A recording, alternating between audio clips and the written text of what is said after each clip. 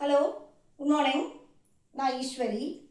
இன்றைக்கி நம்ம parts of ஸ்பீச்சில் types of adverbs.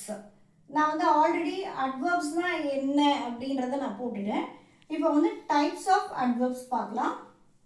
Types of அட்வர்ப்ஸில் மொத்தம் 8 இருக்குது. அதில் முக்கியமான 5 மட்டும் நம்ம இன்றைக்கி பார்ப்போம். அதில் first one adverb of manner. Adverb of manner. Second one adverb of place. Third one adverb of time. Fourth one adverb of frequency. Fifth one adverb of degree. So adverb of manner அப்படினா அந்த action how the action is done அதுதான் நம்ம how. இப்போ quickly, slowly, carefully, fast.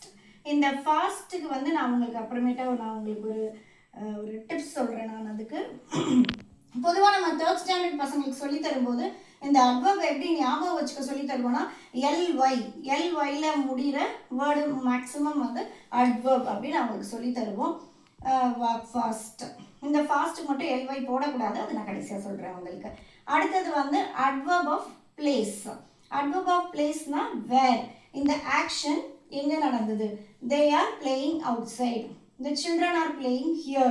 அப்படின்னு நம்ம பிளேஸை mention பண்ணுறது இந்த adverb of place. அடுத்தது adverb of time.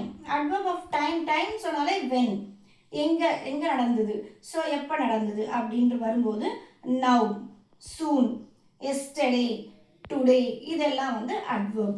அடுத்தது adverb of frequency. frequencyன்றது how often, ஒரு incident, ஒரு action, how often it was happening. அதுதான் always, usually, never, often.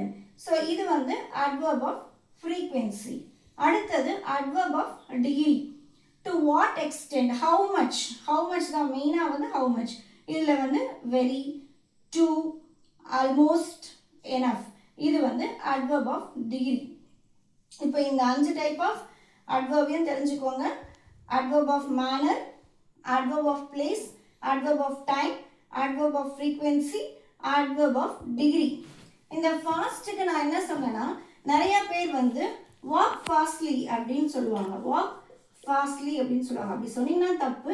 இந்த ly வராது. walk fast அவ்வளோதான். ly சொன்னீங்கன்னா இது incorrect English. fast தான் சொல்லணும். ஸோ அந்த ஒரு டிப்ஸ் ஞாபகம் வச்சுக்கோங்க.